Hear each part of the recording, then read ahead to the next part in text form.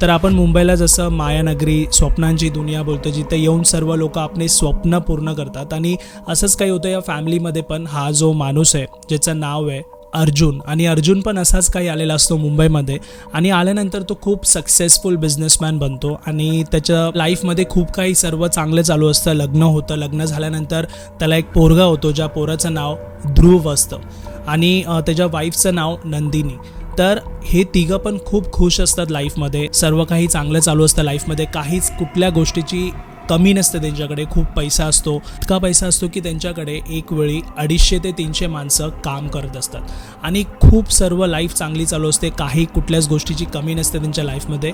पण आपण बोलतो ना, कुठल्या गोष्टीची नजर, नाहीतर मग जर कोणी असं काही वाईट नजर ठेवली, नाहीतर कोण काळा जादूसारखा प्रकार करतो, त्यानंतर ही सर्व गोष्ट काही क्षणामध्ये गायब होते. म्हणजे जितका पैसा आपल्याकडे आहे तो सर्व गायब होऊ शकतो या सर्व गोष्टी झाल्यानंतर.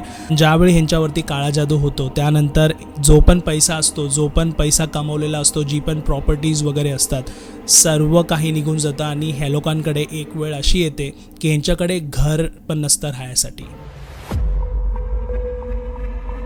तो आल्यानंतर एक जॉब करतो आणि तो जॉब करून शिकलेला असतो, त्यामुळे पैसे वगैरे चांगले कमवून बिझनेस स्टार्ट करतो. आणि बिझनेस स्टार्ट केल्यानंतर त्याला इतकं लक त्याचा चांगला असतो की तो बिझनेसमध्ये खूप सक्सेसफुल होतो काही वर्षांमध्येच. आणि इतका सक्सेसफुल झालेला असतो की त्याच्याकडे एका टायमिला 250 ते 300 माणसं काम करत असतात. म्हणजे इतका चांगला टाईम चालू असतं, पॉश लाईफ चालू असते, लक्झरी कार, 3 ते 4 फ्लॅट्स असतात त्याच्याकडे. काही फ्लॅट्स रेंटनी दिलेले असतात. पण आपण बोलतो ना, जसं की काही लोकांना हे बघवत नाही, तसंच होतं.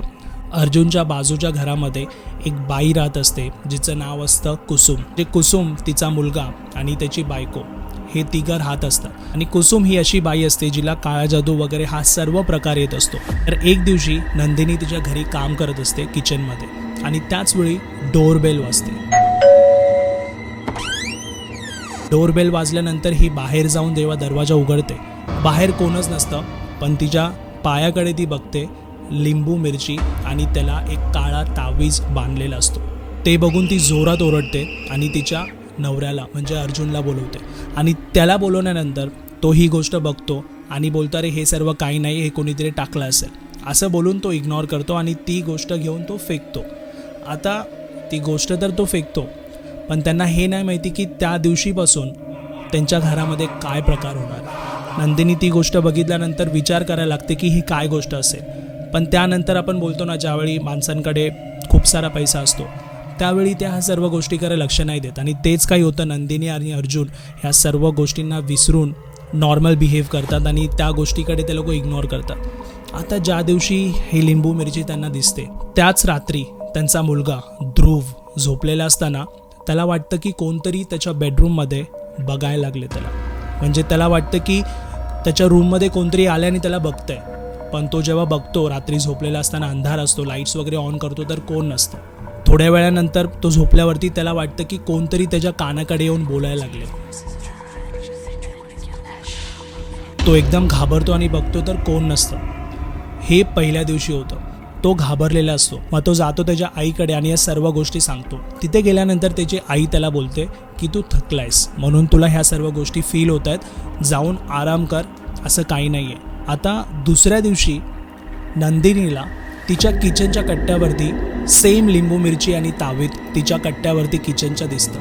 आता ते बघितल्यानंतर ती जोरात ओरडते आणि अर्जुनला बोलवते. अर्जुन येतो. अर्जुन त्यावेळी पण ती गोष्ट बघून बोलतो की कामवाली वगैरे कोणी आली असेल, तिने ठेवलं असेल चुकून, ते घेऊन ते लोक फेकून देतात. आता ती गोष्ट अशी तर नाही आहे की इग्नोर करण्यासारखी. म्हणजे आपल्यासोबत जर अशी काही गोष्ट झाली तर ऑब्व्हियसली आपण ह्या सर्व गोष्टीवरती विचार करू, नाही तर कुठे ना कुठे विचारू कुणाला तरी. पण अर्जुन आणि नंदिनी हे दोघं पैशामध्ये इतके गुंगलेले असतात, त्यांना काहीच समजत नसतं बाकीची दुनिया काय आहे, दुनिया काय विचार करते आणि दुनिया काय करू शकते. ह्या सर्व गोष्टीला ते लोक विसरून जातात परत. आता ज्या दिवशी तिला किचनवरती लिंबू मिरची भेटते, त्याच दिवशी रात्री झोपलेली असताना नंदिनीला आवाज येतोय की कोणतरी तिच्या रूममध्ये एकमेकांसोबत बोलतंय. 2-3 जण एकसाथ बोलताना तिला आवाज येत असतो. जेव्हा ती लाईट्स ऑन करते ते तिथं घरी कोणच नसतं. ती अर्जुनला उठवते आणि बोलते की तू पण झोपलाय, मी पण झोपले, पण इथे असं वाटतंय कोणतरी आहे रूममध्ये आणि कोणतरी काहीतरी बोलतंय. अर्जुन बोलतो की तू झोपून जा, असं काही नाही आहे, तू स्वप्न बघितलं असशील, असं बोलून तिला झोपायला बोलतो. आता नंदिनी आणि अर्जुन दोघं झोपलेत. झोपल्यावरती नंदिनीला आवाज येतोय तिच्या बेडरूममध्ये, त्याच बेडरूममध्ये कोणतरी चालते, त्यांच्या पायांचा आवाज, त्या पायाचा आवाज तिला येतो आणि त्या पायांचा आवाज आल्यानंतर ती जेव्हा लाईट्स ऑन करते तो पायांचा आवाज गायब होतो. पण ती त्यावेळी अर्जुनला नाही उठवत, कारण की तिला वाटतं की ह्यावेळी मला स्वप्न पडले. परत ती झोपून जाते, त्या गोष्टीला ती इग्नोर करते. आता दुसऱ्या दिवशी जेव्हा उठलेली असते, ध्रुवची तब्येत खूप खराब झालेली असते. त्यांचा जो मुलगा असतो तो खूप आजारी पडलेला असतो. डॉक्टर्स वगैरेंना ते लोक दाखवतात. आता डॉक्टरला वगैरे दाखवल्यानंतर पण खूप दिवस झालेले असतात, पण त्यांचा मुलगा बरा होत नसतो. आणि ह्या गोष्टीनंतर हळूहळू अर्जुनचे बिझनेसमध्ये लॉस व्हायला स्टार्ट होतात.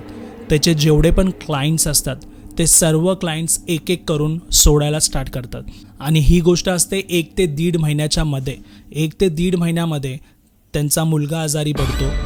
त्याचे क्लायंट्स त्याला सोडून जायला लागतात, जे इतक्या वर्ष चांगले त्याच्यासोबत असतात. अचानकमध्ये असं काही होतं की त्याचे क्लायंट्स त्यांना सोडून जायला लागतात. आणि क्लायंट्स गेल्यानंतर ऑब्व्हियसली बिझनेस कुठून येणार? बिझनेस हा मेन त्याच्या घरचा सोर्स असतो, जिथून त्याला पैसे आणि इतके सारे प्रॉपर्टीज वगैरे त्यांनी घेतलेले असतात. आता क्लायंट्स गेल्यानंतर पैसे घरामध्ये जे रोलिंग स्टार्ट असते ती कमी होते, म्हणून तो हळूहळू करून त्याचे फ्लॅट्स विकायला स्टार्ट करतो, जिथून त्याला पैसे येतील आणि तो घर चालवू शकेल. तर असं करता करता एक टाईम येतो जिथे त्याच्याकडे ते एकच घर राहिलेलं असतं, जिथे तो राहतोय. बाकी त्याच्याकडे काहीच प्रॉपर्टी उरलेली नसते. आता पैसे पण नाही आहेत, प्रॉपर्टीज पण नाही आहे, जे एक घर राहतोय ते एकच घर उरले. आणि त्याचवेळी नंदिनीला पॅरानॉर्मल गोष्टी इतक्या दिसायला स्टार्ट झालेल्या असतात तिच्या घरी.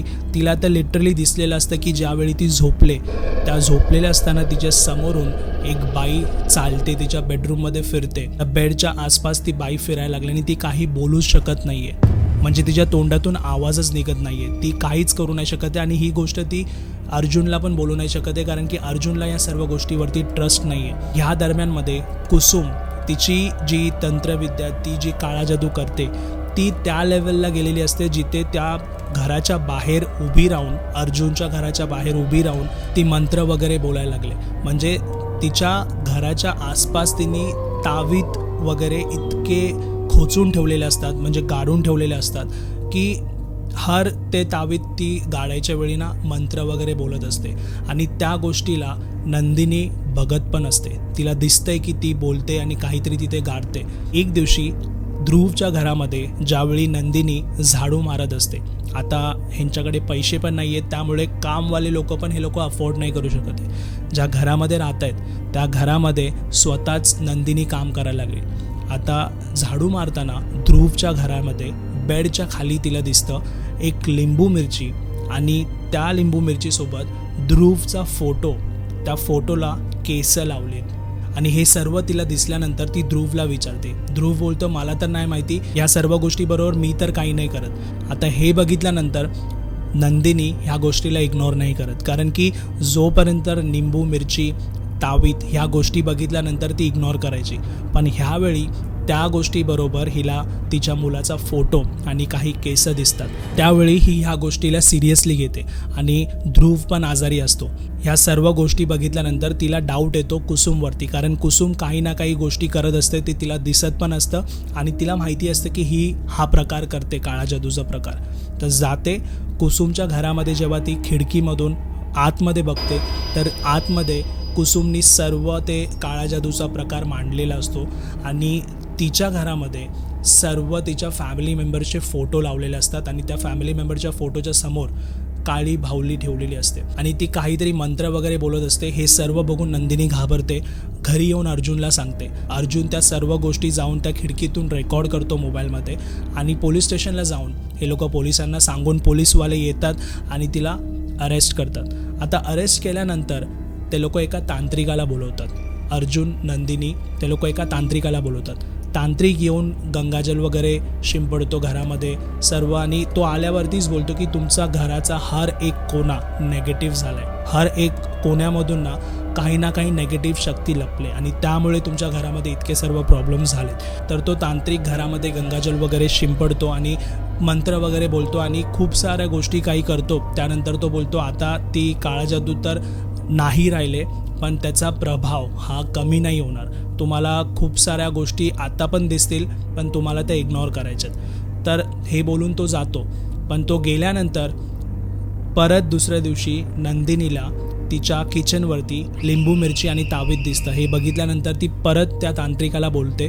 तर तो तांत्रिक तिला बोलतो की ही काळा जादू आत्ता नाही, ही खूप महिन्यांपासून तुमच्यावर करण्यात आली आहे आणि ही इतकी स्ट्रॉंग आहे की हिचं जाणं खूप कठीण आहे. तुमच्याकडे एक ऑप्शन आहे. तुम्हाला जर जायचं असेल तर तुम्ही ह्या गावची नदी ओलांडून तुम्ही बाहेर कुठे जाऊन राहायला स्टार्ट करा, तर ह्या सर्व गोष्टीचा प्रभाव कमी होऊन जाईल. पण ही गोष्ट संपणाऱ्यातली नाही आहे, कारण की ही गोष्ट खूप शक्तिशाली आणि ज्या बाईने केलं आहे त्या बाईला खूप साऱ्या गोष्टी तंत्रविद्या काळा जादूबद्दल माहिती, आणि त्यामुळे ह्या सर्व गोष्टी तुम्हाला आता पण दिसतात. आणि ह्यानंतर नंदिनीला ती बाई, जी बाई तिला दिसते बेडरूममध्ये, ही बाई नंदिनीला रोज दिसायची. म्हणजे नंदिनीचा एक पण दिवस नव्हता असा की ज्यावेळी ती आरामात झोपू शकले. तिला रोज रात्री ती बाई दिसायची. आणि अर्जुनचा बिझनेस, हा बिझनेस त्या लेवलला जाऊच नाही शकला. नाहीतर जिथे ते घर होतं, जिथे तो राहत होता, ते एक घर जे होतं ते पण त्यांनी शेवटी सेल केला. आणि ते सेल केल्यानंतर आता रेंटने राहतोय.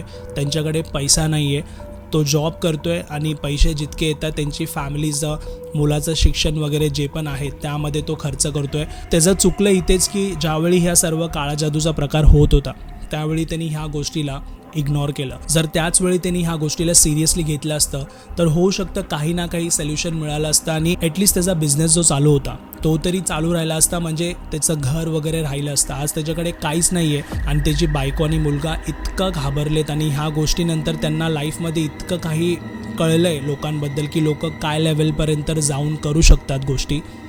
म्हणजे त्यांना आता लोकांवरती विश्वासच नाही आहे. तर असं काही असतं, काळा जादू जर कोणावरती झाला तर त्या माणसाकडे कोणतीच गोष्ट शिल्लक नाही राहत, सर्व तो माणूस गमावतो. तर तुमच्याकडे पण अशी काही हॉरर स्टोरी असेल तर तुम्ही डिस्क्रिप्शनमध्ये दिलेल्या ईमेल आय डीवरती मला तुम्ही मेल करा, म्हणजे मी लोकांपर्यंत ती गोष्ट पोचवेल. आणि हा व्हिडिओ आवडला असेल तर लाईक, शेअर आणि ह्या चॅनलला सबस्क्राईब नक्की करा.